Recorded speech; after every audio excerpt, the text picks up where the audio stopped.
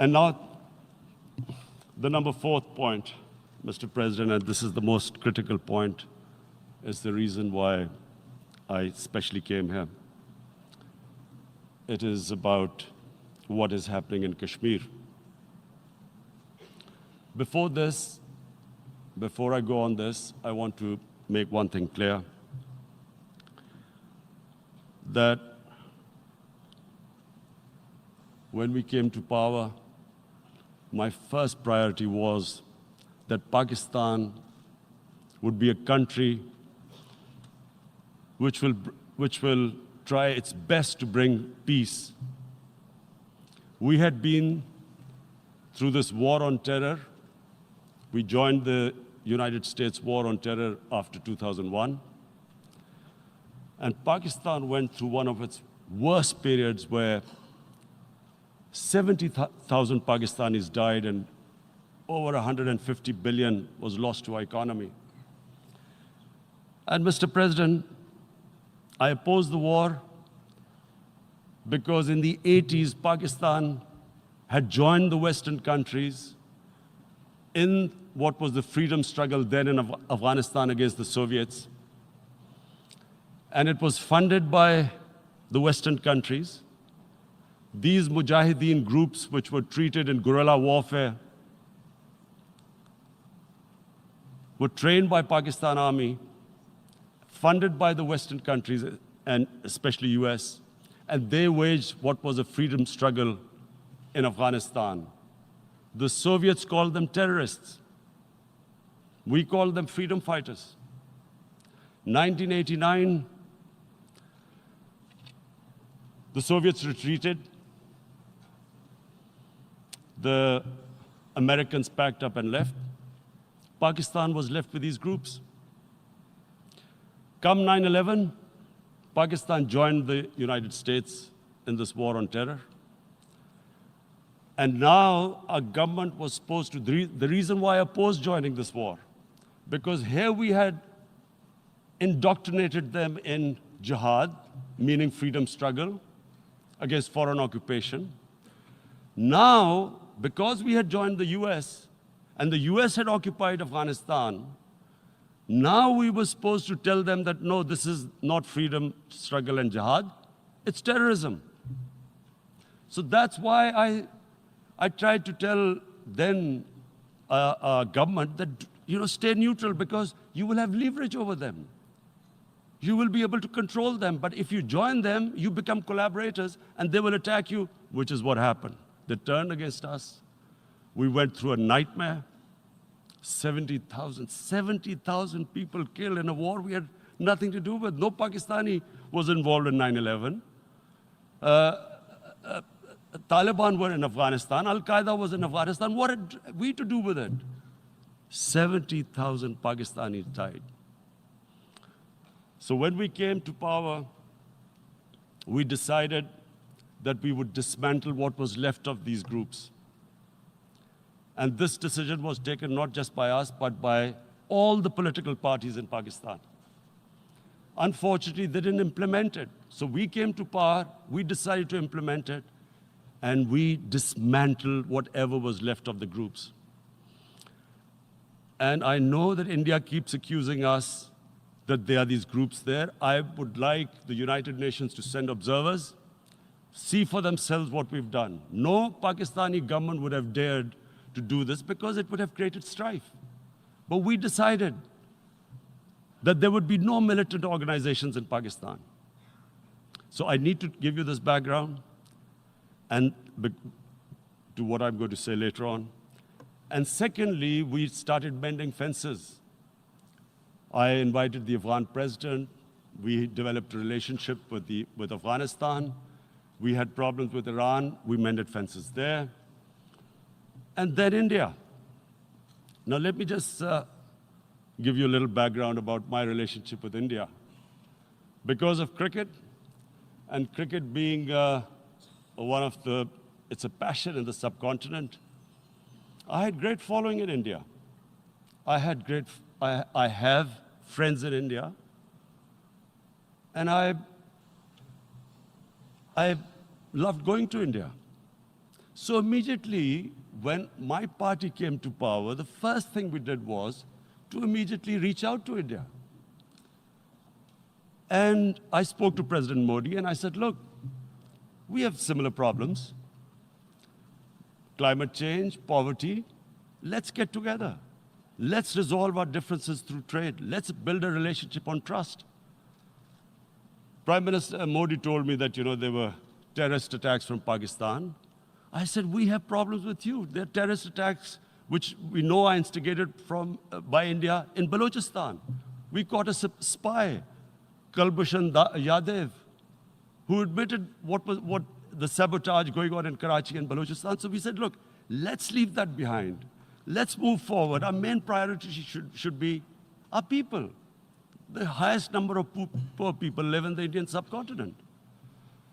Unfortunately, didn't make any headways. Our foreign ministers were supposed to meet on this in the UNGA last year. India canceled it. We thought that it's their election coming up. It's a nationalist, ultra-nationalist party. It doesn't want to cozy up to Pakistan. So we thought, okay, we'll wait till the elections.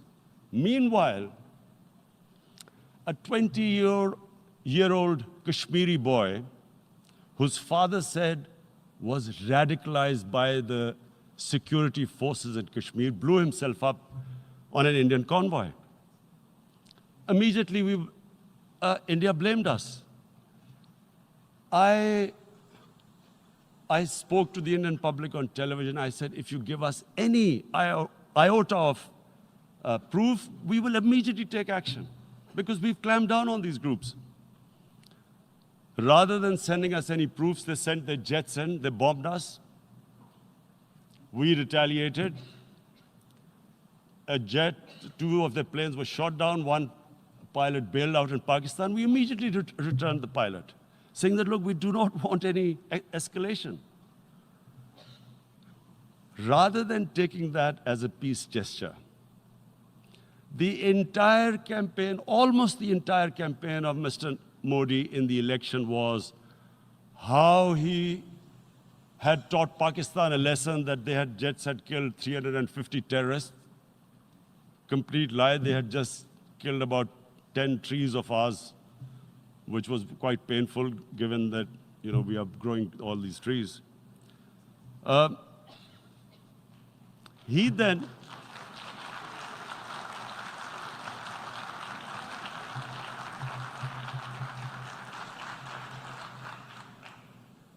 the election campaign, Mr. Modi used words like, this is just a trailer. The movie is about to start. I went into Pakistan and taught them a lesson. This was the election campaign. Okay, so we thought, us politicians make all these statements to win elections. So, okay, after elections, we'll get back to our normal relationship. Well, the moment the elections ended, we approached India. No response, but then we discovered they were trying to push us in the FATF blacklist to bankrupt us. That's when we realized there was an agenda.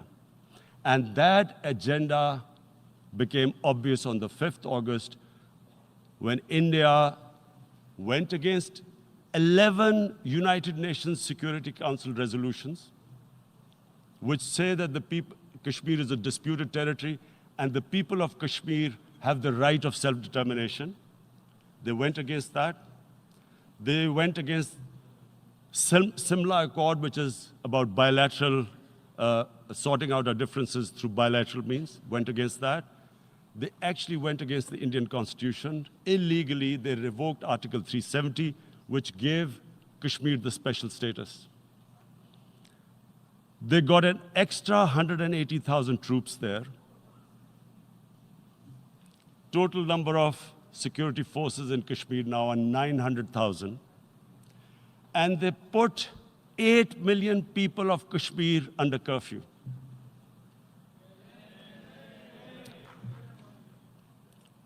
Mr. President, now I just briefly want to make the people understand how can anyone do something like this? And for that, I have to explain to you what is RSS. RSS, Mr. Narendra Modi is a life member of RSS. RSS was an organization that was inspired by Adolf Hitler and Mussolini, came about in 1925. They believed in racial purity, racial superiority. They also believed they were an Aryan race like the Nazi believed they were an Aryan race. All that I'm saying can be verified. This is the time of information revolution. You can Google all this, what I'm saying.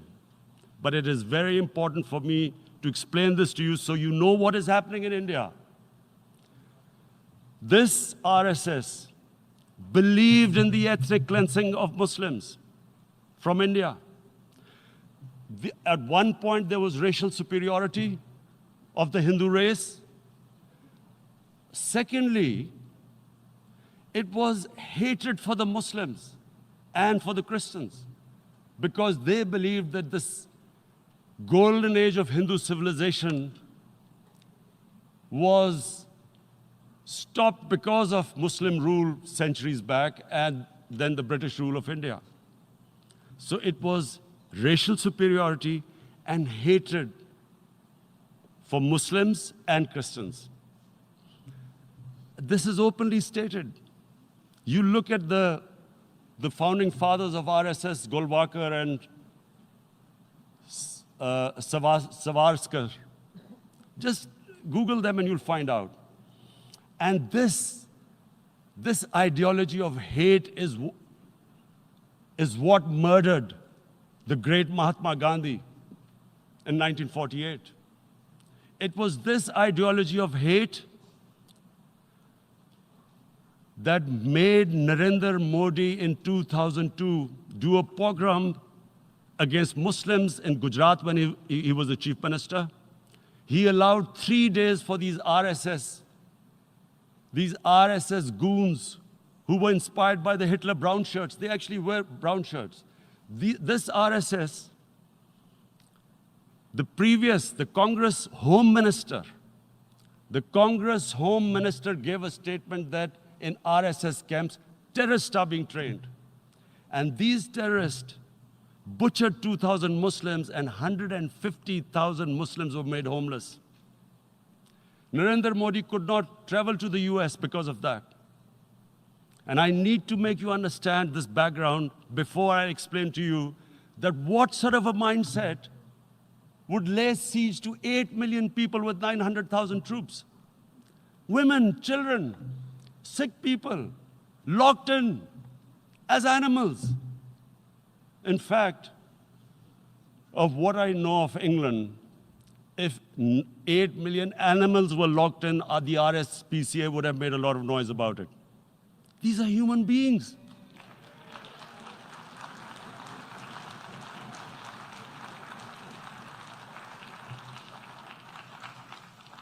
And Mr. President, what comes with racial superiority, these illusions of Aryan superior race, is arrogance. The two go together. And it's arrogance that makes people make mistakes and do stupid things. Cruel things like what Narendra Modi has done. It's sheer arrogance. And it's arrogance that has blinded him from the fact that what is going to happen when the curfew is lifted? Has he thought about it? This hasn't been thought through. What is he going to do when he lifts the curfew? Does he think that people of Kashmir will quietly accept the status quo because India has changed the constitution and taken away the special status? They'll accept that? Mr. President, 100,000 Kashmiris have died in the past 30 years because they were denied the right given by the United Nations, the right for self-determination. 100,000 have died and 11,000 women have been raped. There are two United Nations human rights reports on this. The world hasn't done anything because India is a huge market, 1.2 billion people. Sadly, the material prevails over the human. But this has serious consequences. Again, I repeat, that's why I'm here. Look, what is going to happen when the curfew is lifted will be a bloodbath. The people will come out. There are 900,000 troops there. They haven't come to, as Narendra Modi says, he's done this for prosperity of Kashmir. This is supposed to be for the development. These 900,000 troops, what are they going to do when they come out? There'll be a bloodbath. Has he thought it through what happens then? Mr. President, has anyone thought that what happens when there is a bloodbath? What do you think the impact will have on people of Kashmir? What do you think they will think? The way they have been boxed in their houses, treated like worse than animals, no rights. Thousands of all the political leadership has been arrested, taken out of Kashmir. Even those Kashmiri leaders who were pro-India have been taken out. 13,000 boys have been picked up and taken to God knows which destinations. So what do they think? What will the people of Kashmir do when they lift the curfew? They will be out in the streets. And what will these soldiers do? They will shoot them. They've already used pellet guns, blinded young boys. In the last 6 years, the 5 years, the oppression that has gone on in Kashmir. And so, Kashmiris will be further radicalized. Mr. President, there will be another Pulwama. And guess what? India will blame us. They're already blaming us. They're saying all this is happening because of Pakistan. One of their defense ministers said, there are 500 terrorists lined up on the border to go in. Why would Pakistan send 500 terrorists when there are 900,000 troops? What impact are they going to make? What will they do? And don't we know that the moment there is some terrorist attack, all that will happen is there'll be further cruelty and oppression of the people of Kashmir. We will just give the 900,000 troops to further crush the people of Kashmir. And then we'll give the Indian government an excuse that, look, Pakistan is a terrorist state, and this mantra that has gone on, Islamic terrorism. The moment you use this catchword, Islamic terrorism, the whole world turns away. No one talks about human rights. You can do whatever you want, which is what has happened in Kashmir, because they keep using this word, Islamic terrorism. And this is what they're doing right now. What do we benefit from further increasing the cruelty on the people of Kashmir? And why would we want this? But there is no other narrative left for India. As when they lift the curfew, whatever happens, Pakistan will be blamed, and there is always a danger of another Pulwama. They might come and bomb us again, and then another cycle might start. And what does Narendra Modi think? That 180 million Muslims of India are thinking right now. Aren't they watching these Kashmiris stuck inside for 55 days they've been stuck in? Aren't they watching? What do you think? Don't you think that the Muslims will be radicalized in India? And I'm talking about 180 million people. And when they get radicalized, there will be some incident in India somewhere down the line. Again, we will be blamed. And I'm warning you right now, again, we will be blamed. And Mr. President, what about 1.3 billion Muslims who are watching this? And they know that it is only happening in Kashmir because they're Kashmiri Muslims. this is not happening to Kashmiri Hindus. They know that this is happening because of their religion. So what do you think they will be thinking? What do you think the Jewish community would think if there were, forget 8 million, 8,000 Jews stuck like this? What do you think Europeans would think? What do we think? I mean, any human community, if their members are stuck like that, what do you think they will think? Are we a children of a lesser God? Is it not going to cause us pain? And then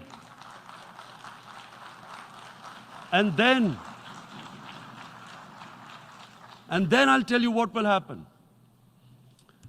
People will, in the 1.3 billion Muslims, someone will pick up arms. I know we've been brought up with films, Western films. This good, decent guy doesn't get justice. He decides to pick up a gun and start seeking justice. There was a film made in New York, famous film called Death Wish. This guy gets mugged by and his family, his wife gets killed or something. He can't get justice. He picks up a gun and he goes around shooting muggers. And the whole cinema cheers him on. So what do you think the Muslims are thinking right now?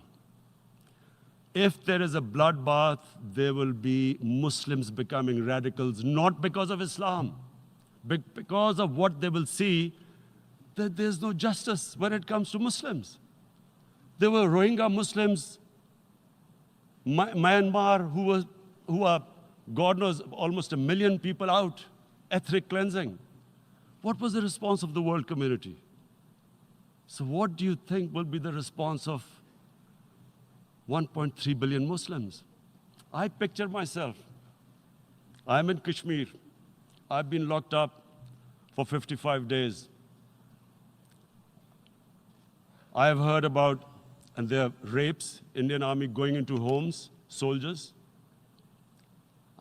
Would I want to live this humiliation? Would I want to live like that? I would pick up a gun. You're forcing people. You are forcing people into radicalization. When people lose the will to live, what is there to live for? And this is what, if you can do this to human beings, you are actually radicalizing people. And so, Mr. President, I want to repeat here, this is one of the most critical times. There will be a reaction to this. Pakistan will be blamed. 2 nuclear-armed countries will come face to face like we came in February. And before we head in that direction, the United Nations has a responsibility. This is why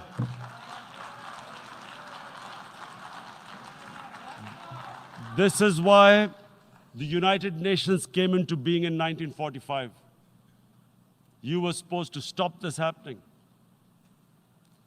I feel we are back to 1939, Munich.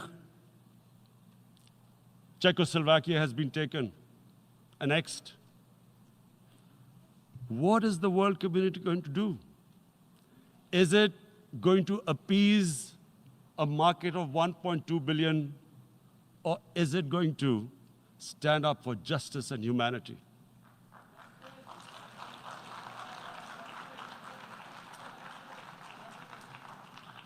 If this goes wrong, you hope for the best, but be prepared for the worst. If a conventional war starts between the 2 countries, Mr. President, if a conventional war starts, and anything could happen, but supposing a country 7 times smaller than its neighbor is faced with the choice, either you surrender or you fight for your freedom till death, what will we do? I ask myself this question. And my belief is, la ilaha illallah, there is no God but one. And we will fight. And when